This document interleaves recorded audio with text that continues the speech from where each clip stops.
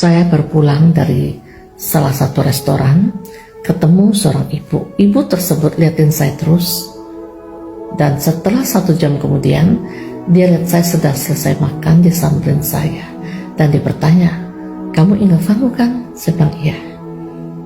Dan dia berkata, "Boleh gak kenalan dan duduk di sini?" Saya bilang, "Boleh, silakan."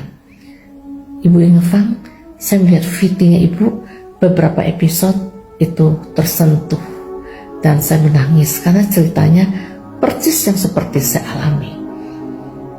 Ibu Inge, saya punya anak 2, dua-duanya perempuan, sudah married.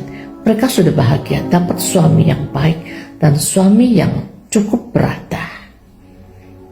Dan setelah mereka married, punya anak, mereka tidak pernah ke rumah saya lagi. Kalau ke rumah saya, bisa dihitung pakai jari sejak mereka married. Alasannya sibuk, alasannya ngurusin anak terus. Telepon aja, saya yang telepon, paling bisa 1 menit doang. Nanti alasannya anaknya nangis, anaknya mau makan, minum, tidur, dan sebagainya. Tetapi kalau waktu buat temannya selalu ada, pergi sama temannya ada. Saya sekarang, sejak mereka married, saya tidak pernah lagi keluar sama mereka. Saya kalau keluar sama asisten rumah tangga saya, kadang-kala sama teman saya. Dan pernah beberapa kali anak saya selalu menanyakan saya, "Ada uang cash gak di rumah?" Karena anak saya tahu dari dulu saya suka menyimpan uang cash di rumah. Dan kebetulan anak perempuan saya penting mau pakai uang cash. Mereka bertanya, "Ada 2 juta gak?" Saya menawarkan 3 juta. Pakai aja, ada 3 juta. Dan gak usah dihitung, gak usah bayar. Saya suruh office boy saya atau driver saya langsung kirimkan ke rumah dia. Tetapi pernah 1 kali saya pengen tes anak saya. Saya telepon dia, "Mama mau pakai uang, pakai 1 juta, penting banget." Dia jawabnya apa? "Aduh, Mama telepon jam 9 malam, ganggu banget sih. Ini jamnya tidur tahu, dan beritanya tidak baik banget sih. Berita pinjam uang. Masa Mama gak ada 1 juta? Biasa kan Mama selalu ada kontan." "Iya, ini kebetulan Mama uang kontannya lagi gak ada. Lupa ambil di ATM. Nanti deh Pak, suruh ini aja, sopir ya, datang ambil kemari." "Mah, bayarnya kapan?" Ditanya lagi bayarnya kapan.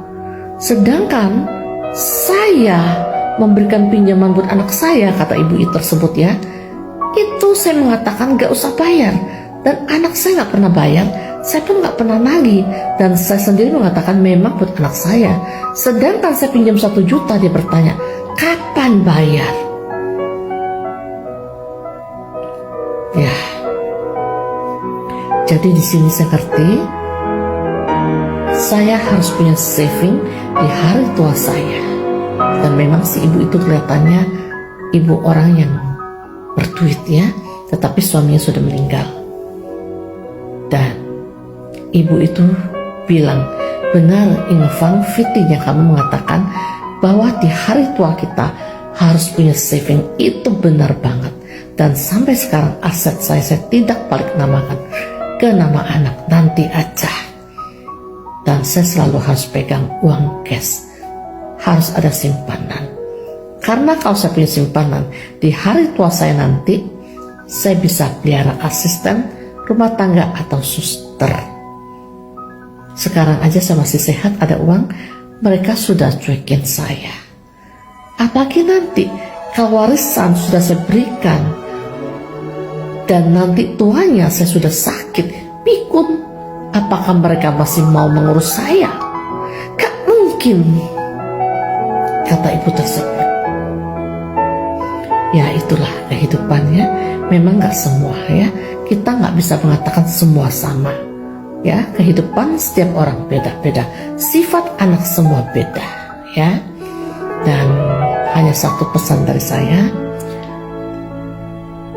walaupun saya pribadi, saya waktu kecil memang saya nakal, nakalnya nakal anak-anak, tetapi saya anak yang sangat sayang pada orang tua. Jika saya membeli kue, saya selalu menawarkan mama saya. Biasa aku di kampung saya ada penjajah kue, tante-tante. Saya membeli kue, saya kasih tahu mama, mau gak? Mama saya selalu menjawab nggak tahu, karena dia tahu kalau mama saya ambil kue itu saya nggak makan. Saya hanya mampu membeli satu kue, tetapi selalu saya menghormati. Kalau saya makan, selalu saya tawarkan dulu. Kalau mama saya mau, gak apa-apa, saya rela tidak makan, itu buat mama saya. Saya selalu menghormati mama dan papa saya, karena saya tahu kalau anak mau sukses, orang tua harus diutamakan. Kita mesti jadikan mama kita ratu dan jadikan papa kita raja. Utamakan orang tuamu, maka hidupmu akan menjadi baik dan menjadi